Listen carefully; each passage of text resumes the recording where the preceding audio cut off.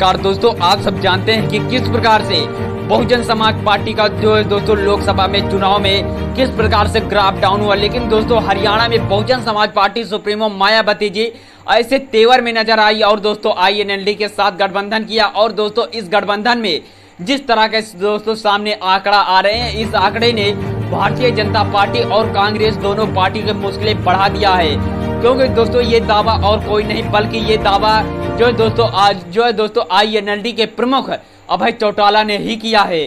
चलिए दोस्तों बताते हैं कि आईएनएलडी और बहुजन समाज पार्टी का गठबंधन में कितना दम था और आने वाले में कितना दम होगा। आपको बता दें दोस्तों इनोलो और बहुजन समाज पार्टी गठबंधन 30 से 35 सीटें जीतकर जो दोस्तों बनाएगी सरकार। अभय चौटाला ने समझाया वोटों का पूरा गणित और इंडियन नेशनल लोक दल और बहुजन समाज पार्टी के गठबंधन ने हरियाणा में सरकार बनाने का दावा किया। और दोस्तों इनोलो के राष्ट्रीय प्रधान महासचिव अभय सिंह चौटाला ने कहा कि यह चुनाव केवल विधायक बनाने का नहीं है बल्कि सिरसा जिले के लोगों के लिए मुख्यमंत्री बनाने का है। और उन्होंने कहा कि भारतीय जनता पार्टी ने 10 साल तक हरियाणा की पूरी तरह से लूट किया। और अभय चौटाला बोले इनोलो में बहुजन समाज पार्टी का गठबंधन 30 से 35 सीटों जीत कर बनाएगा सरकार। भारत ने 10 सालों तक भारत में 10 सालों तक केवल लूट किया और युवाओं को बेरोजगारी के दलदल में धकेल दिया। और दोस्तों स्वास्थ्य प्रणाली को पूरी तरह से खत्म कर दिया और दोस्तों उद्योगों को ध्वस्त कर दिया।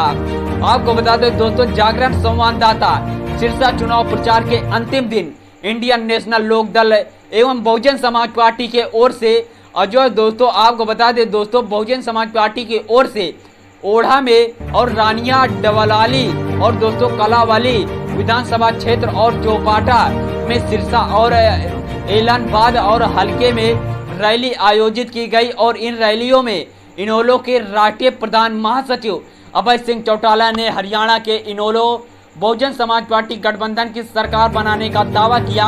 और अभय सिंह चौटाला ने कहा कि चुनाव केवल विधायक बनाने का नहीं बल्कि सिरसा जिले के लोगों के लिए यह चुनाव मुख्यमंत्री बनाने का है।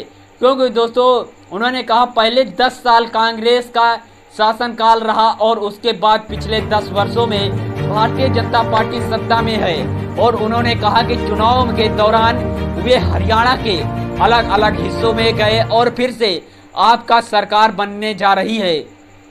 भारतीय जनता पार्टी 10 साल तक हरियाणा का लूटा और युवाओं को बेरोजगारी के दलदल में जिस प्रकार से धकेला वो किसी दोस्तों बुरी हालात से कम नहीं है। और शिक्षा और स्वास्थ्य प्रणाली को पूरी तरह से खत्म करने का परिणाम है कि हरियाणा से भाजपा की पूरी तरह से सोपड़ा साफ हो चुका है। और इनोलो बहुजन समाज पार्टी गठबंधन को 30 से 35 सीटों पर जीत मिल रही है और फिर से आपकी सरकार बनने की। और ओम प्रकाश चौटाला को 10 साल कैद नहीं काटनी पड़ती।